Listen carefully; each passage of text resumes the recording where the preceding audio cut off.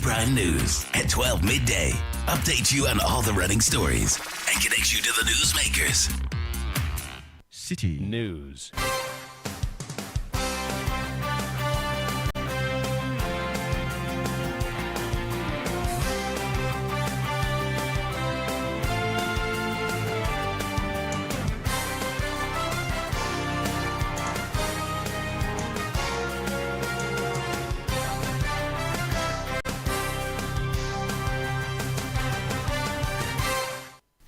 .3 Citi FM. This is the Citi Prime News. The bulletin is live from our studio at Adabraka here in Accra. I am Charles Osukumi. Coming up in the bulletin, Bono Regional Chairman of the NPP, Kwame Bafo, also known as Abronye, remanded for 2 weeks following his arrest over alleged offensive conduct conducive to breach of peace.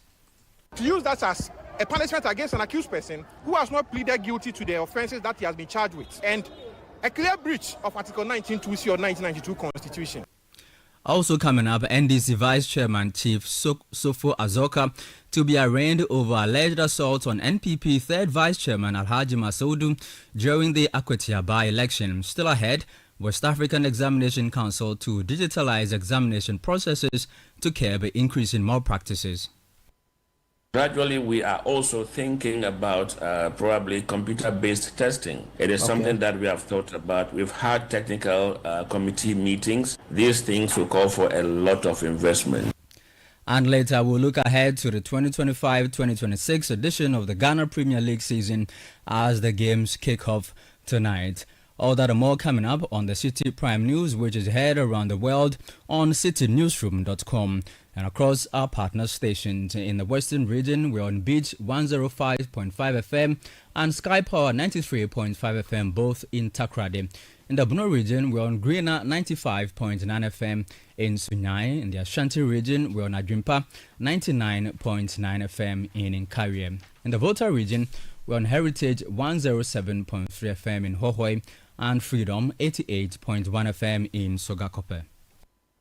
Citi Prime News at 12 midday. Update you on all the running stories and connect you to the newsmakers. Grateful to you this afternoon for choosing the Citi Prime News. Let's now get into the details of our stories, and we begin from the courts where the Bono Regional Chairman of the NPP, Kwame Bafo, who is also known as Abronye, has been remanded into police custody for 2 weeks. Now, this follows his arrest over alleged offensive conduct conducive to breach of the peace. My colleague Jude Duncan was in court for us and joins us via telephone. Good afternoon to you, Jude. We were told that supporters of the NPP had marched up at the premises of the circuit court. What more can you tell us about today's court process? Yeah, right, Charles. Not only party supporters marched up here, we also saw former members of parliament of the New Patriotic Party, particularly some in the Bono region. We also saw former ministers also here, as well as parliamentarians. So the likes of Minority Leader Alexander Apenyo-Markin was here.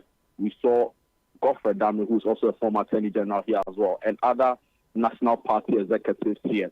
Also here was what you could describe as a very strong police, force represented here. We had the FP truck parked right in front of the Accra Circuit Court 9. We also had the Maria police truck that brought Abronye to court today. So it was a heightened police presence here today at the court. Many of them here, also national security. We saw a lot of them here today when the case was heard. Now we are being told, according to lawyer for the NPP Bono Regional Chairman Abronye, that the case has been remanded for 2 weeks. Now this is to allow for the prosecution or the prosecutors of the case to go into further investigation as to other claims and other utterances made by the NPP Bono Regional Chairman. Now, we are also being told, according to his lawyer, that Abronye, DC, as he's popularly referred to, has also embarked on a hunger strike. This is because he believes that the case, which is currently being heard in court, is one that has become very politically motivated. in that the state is oppressing political opponents, and for that reason, they don't trust the food and water being served to him at the police station or at the police custody. So this has been a major issue for them. And talking to the lawyer, he also reiterated concerns around political motivation, the political motivation being behind this particular trial. So they are clearly unhappy. They are saying that there's no reason whatsoever to keep his client, that's Abronye, in court for another 2 weeks. Yeah, Jude, you mentioned the lawyer for Abronye, Enoch Afuakwa. Let's hear him. You spoke to him earlier. Let's hear lawyer for Abronye DC, Enoch Afuakwa. Abronye, to use that as a punishment against an accused person who has not pleaded guilty to the offences that he has been charged with. And a clear breach of Article 19(2)(c) or 1992 Constitution. But we believe in the rule of law in due process. Certainly, we have the instruction of our clients to pursue their matter. And as far as that is concerned, we will climb up and make sure that his liberty is restored. Certainly, he has been remanded into police custody. When is the next agenda? Yeah, for 2 weeks. So certainly, we look forward that we come back on the due on the return date. What was the spirit of your client? I mean, we saw him raise his fist to cheers from party Mr. Kwame supporters. Bafo Abronye is a man full of life. He knows this, that this is just mere political persecution. Yeah. And certainly, he's hopeful that yes, his liberty will be restored one day, and yes, he's pursuing what he's pursuing in furtherance of democracy. There are reports he's on a hunger strike. Can you confirm that for us? Oh, certainly. Once you are being handled this way, will you trust that the same people handling you in a manner as if you have committed treasonable offense? When they give you water, will you take it? When they give you food, will you take it? Certainly. He needs to protect his life, and under the circumstances, the reason that he's on hunger strike. Well, that was the lawyer for Abronye DC, Enoch Afuakwa. Jude Duncan is still on the line with us. Jude, physically, how did Abronye look when he came to court today? So, like I rightly said, his presence here was also characterized by a very heightened presence of the police forces. So it was very difficult to get very close to him. But you could clearly tell that he was in high spirits. At the point of exiting the court, he would raise his hand in solidarity with many of the party supporters who are gathered here, and I must say were singing party songs, chanting his name, in solidarity with Abronye DC. But he appeared to be in high spirits. He was smiling back at supporters who were waving at him and chanting his name. South. All right, thank you very much.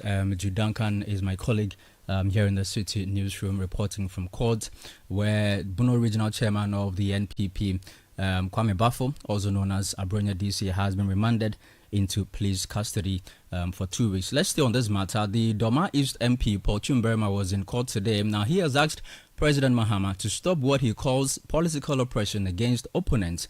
Chumberima has also appealed to both the NDC and the NPP to address incendiary rhetoric in political discourse, warning it undermines Ghana's democracy and peaceful coexistence.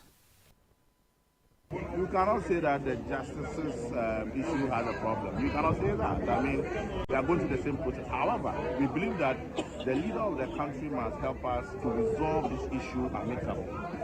I don't think we need all these policemen, guns, and it looks as if we are having some criminal, deadly criminal situation, and you can see it. I think it is important that we will be able to find ways and means to sit and address this issue as political leaders. We are the cause of our own problem. If we don't continue to find ways and means to solve this issue, we will go like this. Tomorrow another party will come. It will go the same way. It's not going to resolve the issue. That was the former Member of Parliament for Doma East, Paul Chumberima. To some other stories, first Vice Chairman of the NDC, Alhaji Sofo Azoka, has been granted bail following his arrest for allegedly assaulting the NPP's third Vice Chairman, Alhaji Osman Masoud, during the Akwatia by-election on September 2. Police say a caution statement was taken from him before his release, with instructions to report to the Chebi Police Command on September 16. He will later be arraigned on that day, September 16, following the conclusion of investigations. Away from that, the West African Examinations Council says invigilators are the weakest link fueling exam malpractice. Head of Public Affairs John Kapi says despite stricter measures, some invigilators refuse to enforce compliance, undermining the integrity of the exams. He states that more than 16 invigilators have already been arrested for misconduct this year. Speaking on Channel 1 TV's Breakfast Daily Show, John Kapi argues that malpractice persists largely due to poor supervision. For us, it is the invigilators and supervisors who are making the job difficult. The reason being that these are people who have been entrusted with this job of making sure that the candidates, comply with the rules of the examination. Unfortunately, if in their presence, these candidates are still able to do these things that are, not allowed, then obviously they are the major, group that has disappointed us in this whole enterprise. When it comes to teachers, unfortunately, the council does not have direct control over them. It is the Ghana Education Service that has control over them. And I remember very well that before the commencement of the BEC, the Director General of the Ghana Education Service indicated that they would not allow any teacher, or they would deal with any teacher who misconducts him or herself in the course of the examination. Now, John Kapi further disclosed that arrests have not served as a deterrent, as even more invigilators have since been picked up, bringing the total number to about 20. It's unfortunate. We've arrested more. Yesterday, for example, at Holy City Senior High School, Asin Fosu, we arrested 4 impersonators. We've also arrested some supervisors and invigilators. The supervisors had used their phones to take snapshots of the questions and they sent them outside. And so we had the people answering the questions and sending the answers back. So when the phone was retrieved, they found out that they had all of these, things on them. So really, the figure has gone up. And I have not looked at the reports that were sent to me this morning after yesterday's, exercise. I believe that if I were to take a look at it, I realize that they would have sent in, some more reports about maybe arrest. I'm not anticipating that, but you can never tell. The figure stands at 18. It could be 20 because there were some other 2. I've not confirmed that yet. If I get confirmation, then that will take us to about 20. Yeah. Now, WAEC is also considering introducing computer-based testing for WASI and BECE to curb examination malpractice.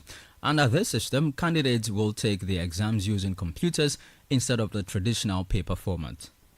If you do a radical shift, you could have a problem, with the candidates that you are assessing. So we've got to balance this thing very well so that it doesn't affect anybody.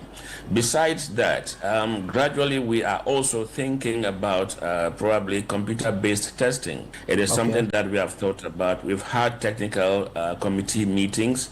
We want to pilot that with one of our small examinations, the General and Advanced Business Certificate examination. There's an examination that doesn't have a large candidature, so we can manage them at the regional capitals where we are sure of internet connectivity.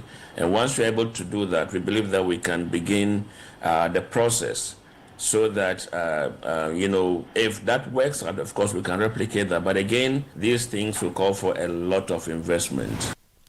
And that was the head of public affairs at the West African Examinations Council, John Kapi, speaking earlier today on Channel 1 TV's Breakfast Daily program. Still on education, the Minister for the sector, Haruna Idrisu, is admonishing schools to scale up game-based learning initiatives in primary schools across the country. Now, speaking during a visit of the UK Minister for Development, Baroness Chapman, to an accelerated learning program class at Abilimpe 2 Community School. He notes that the approach will boost pupils' confidence, helping them to recall lessons with ease. He stressed the need for increased investment in game-based methodologies to strengthen teaching and learning in schools. Play-based learning and the use of local language as a driver of foundational learning. So Excellency Baroness is here to learn at first hand what life would have been for these kids if this opportunity was not given them. So to quote and paraphrase the words of J.F. Kennedy, what our inaction as a state and government, our inability to provide for free compulsory universal basic education. Ordinarily and naturally, they should be in school, but out of school and being processed through job back to school in order that we achieve improvement in access to foundational learning. Voice of the Minister for Education, Haruna Idrisu. You're still listening to the City Prime News on 97.3 City FM, broadcasting from our studio in Adabraka, here in Accra. In the northern region, we're on Radio Gaki, 88.3 FM in Saboba. In Upper East, we're on Quality, 88.7 FM in Garu. In Northeast region, we're on Obia FM, 98.1 FM in Nalerugu. When we return, we'll look ahead to the 2025-2026 Ghana Premier League season as the games kick off later tonight. Stay with us, we'll be back shortly. City Prime News at 12 midday. Update you on all the running stories and connect you to the newsmakers. Lucky's everywhere for everyone. Yeah. This year is going to be sweet. I don't just feel it, I know it, because the Luckiest Season 3 is back. And I'm about to show you how to grab your golden ticket. Just dial *712# and follow the prompts to purchase your ticket. Or go to theluckiestafrica.com, hit community tickets, and pick your lucky number. Or let the system do its magic. Choose how much you want to spend from 1 to 5,000 Ghana cedis. You can even buy a ticket for someone else. Be someone's hero. Payment? Easy. Mobile money in Ghana or card if you're international. One ticket can turn 1 CD into 500 times more. That's maths we love. Or your community could win 10 times more. So let's get lucky together because luck is everywhere. Play responsibly. Not for persons under 18 years. This promotion is regulated by the NLA on the Caritas platform. City Prime News at 12 midday. Update you on all the running stories and connect you to the newsmakers. Welcome back. This is the City Prime News on 97.3 City FM. Let's do some more stories. The Managing Director of Blue Gold FGR, Yadom Boachiam, has urged the Lands and Natural Resources Ministry to disregard what he calls the illegal abrogation of the company's lease for the Bogoso Pristia mine. Speaking in Takrady, he says the mine's handover to Heath Gold Fields formed in February 2024 was done without due process. He called on the government to restore Blue Gold FGR's lease, insisting the current occupation is unlawful and under arbitration. The conditional approval given us, the letter that gave rise to that conditional approval, for me, was not properly, drafted. It was not properly written. Yeah, because if you look at the first condition, for me, it was flawed from the very beginning. The second condition, for which the ministry and Minko should have facilitated, the issuance of permits to enable us to operate, were not done. So if you say you will do ABC, you don't do it. Do you punish me for that, for your inability to do that? They punished us for their inability to facilitate the process of obtaining the EPA permit and then mine operating permit. And for me, I think it's unfortunate. That was the Managing Director of Blue Gold FGR, Yadom Boache Amponsa. Now, Ghana's foremost women vocational school, which has been converted into a vocational and technical institute, is facing neglect. Despite training thousands of Ghanaian children, the Pamfukrom Technical Institute lacks critically needed infrastructure, slowing down effective training. City News' Central Regional Correspondent Akwesiado has more in this report.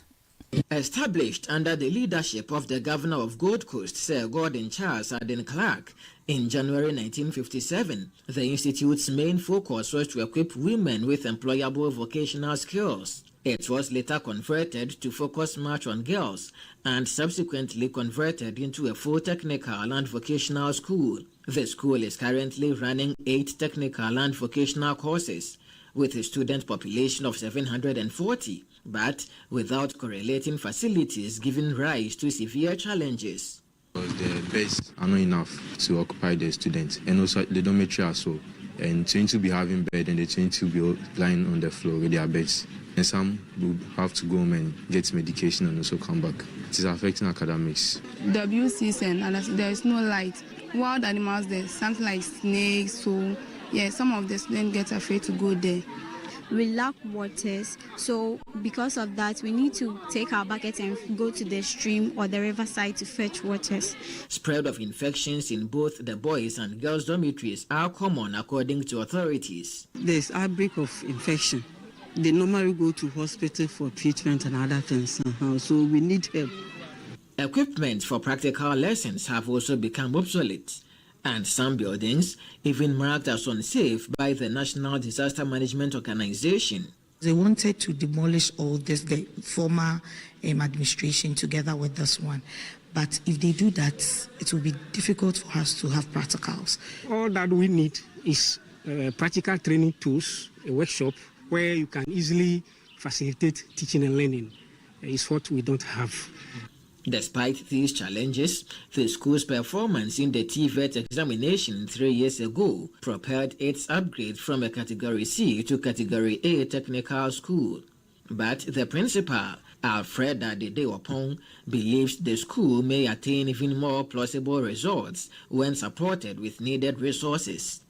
We used to be in Category C, and last 3 years we had the best students for TVET. We are now Category A school, with the exception of catering departments, but with the other courses, we don't have any workshop for the other courses. Though the school has initiated some projects to address the challenges partly, resource mobilization has been a major challenge, causing authorities to appeal for support. We have started a teachers' bungalow here, and then a temporary classroom.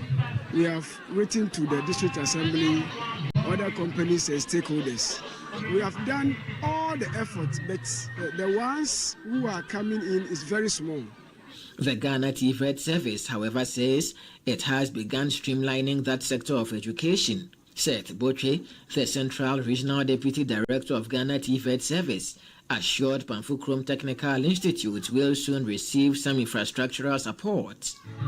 Data has been collected from all the technical institutions in the central region to get to know their challenges and their needs and try to address them. I know there's going to be major renovation in some of the institutions before admission starts on the 18th of October. So I'm positive that some infrastructure improvements will be done here in Pamfukrom. Our Central Regional Correspondent Akwasiado filed that report. Now, Hearts of Folk head coach Masoud Didi Dramani says he is excited as the Phobians begin their 2025-2026 Premier League season. They opened their campaign today with a home fixture against newly promoted Hohoi United at the Accra Sports Stadium. President John Dramani Mahama is expected to grace the occasion and officially open the season. The match marks Hohoi United's debut in the top flight, while Hearts of Oak head into the campaign as strong title contenders after finishing fourth last season. My colleague from the Citi Sports desk, Bernard Abeku-Ochre, is joining us via telephone to look ahead into the season. Abeku, how big is the president's involvement in this year's 2025-2026 Premier League season? We're told that he will be there for the opening fixture. In time past, thank you, Charles. In time past, our league have never seen something of this sort, having the first gentleman of the land grace on occasion of this sort. We've mentioned that the image of our league has been down for a minute. We could recall that government, together with the Ghana Football Association and another partner, came together to, for the first time, give each Ghana Premier League club 1 million Ghana cedis as operational money. And that's also, in a sense, brings back that commitment from government, much closer to the league of our roots, which is the Ghana Premier League. So it adds up a bit of flesh. It draws attention. Now, this morning when I was in the boat to the office, there was the driver indeed was, contemplating whether he should attend this fixture or not later at 7 p.m. The interest was, okay, the president is going to show up, and once the president is coming, it means that something spectacular is about happening this season. So it brings a certain image, what we say, a revolutionary experience to the Ghana Premier. For the first time, also in a long while, it's free, which will be on set, and government is looking at the quality of what will be churning out. And I feel that it augurs well for the 2025-2026 campaign, Charles. I mean, you mentioned about broadcasting. There's a new broadcasting deal for the league, right? Yeah, absolutely. That's Adisa Production coming on board and, carrying on sole production of this year's league. Also, Wilsat is another platform which is bringing radio commentary, a joint radio commentary, one stream for English, one stream for Tree, and then giving it to all platforms who are involved. So there seems to be something in the form of a new experience in this year's league. And again, to sum it all up, for the first time, the prize money is worth 9.5 million Ghana cedis, and I feel it goes in the right sense for what we want to have this season.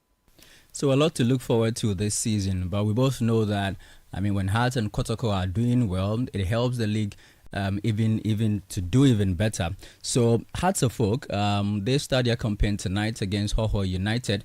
How do you rate their chances for this season? Hearts of Oak, they're playing something new. I listened to the former Under-20 World Cup winner, Emmanuel Ajimambedu, mentioned that the players seem to have new energy. They seem to respond to the new coach, Masoudidi Dramani, who is a two-time Ghana Premier League winner.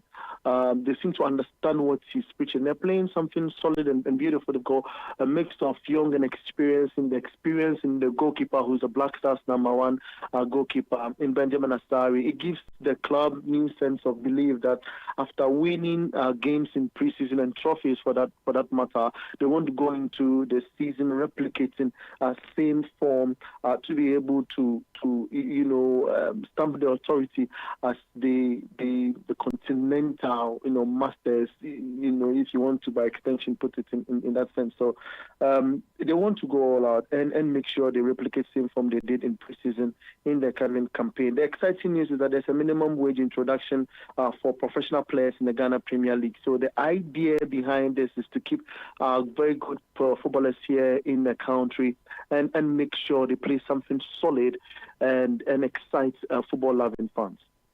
Now, finally, before you go, hooliganism has played its part in the disinterest of fans in the league. What have the authorities done differently this time around to ensure that there is safety at the grounds? Well, as part of the revolutionary measures for 2025-2026 season, the Ghana Football Association, told us that they've enhanced the match day security protocols, and they've also introduced, new measures as from the club licensing standards to push the game a notch higher. So what it means is that when it comes to issues of the safety of footballers, safe zones at various centers of the league is well improved. You could recall that the Lagos Sports Stadium came under questioning in terms of the safe zone for clubs, as in when the clubs arrive at venues where the players descend from the bus into their dressing room, or there is a safe space where there will not be fun disrupting them, prior to games and what have you. So they say they've improved that. The club licensing authority is saying that your pitch would have to be of better standards going into this league. The referees, center of attraction, are the people who take certain decisions that bring these fans into situations where we do not want or appreciate in the league. We are told that the referees' welfare has been increased. There's been a 50% cost, as a travel cost via STC, which would also help referees in their travel across the country. Then referees in the Premier League as well, have received a record 2,500 Ghana cedis a game. So they are trying to massage every area to make sure the game becomes safe. All right, thank you very much, Abeku. Bernard Abeku, chair of the Citi Sports Desk, helping us look ahead to the beginning of the 2025-2026 edition of the Ghana Premier League. Now, before we go, residents of Impatuem are protesting the deaths of 2 people, including the assembly member for the Esase Dominase electoral area, after violent clashes with the military in the Amansia West district of the Ashanti region. The incident occurred when soldiers confronted residents allegedly attempting to invade a mining concession belonging to Asanko Gold Ghana Limited. The Ashanti Regional Minister is in the community to console the bereaved families and has assured them that steps are being taken to address the situation. Well, that'll be all for this edition of the Citi Prime News, which has been live from our studio in Adabraka here in Accra. For more news, log on to our website, citinewsroom.com. I am Charles Osukumi. Thank you for listening. Citi News, we speak first. Reach our hotline on 0302 224959 and get interactive on Facebook, Citi 97.3 FM, and on Twitter at Citi 973. Are you frustrated by late deliveries? When you're professional, no one install you AC and TV and the insurance kura. Essence due kesi every max buy abba. Better TVs, ACs, refrigerators, any washing machines. And Max buy. Now enjoy free delivery.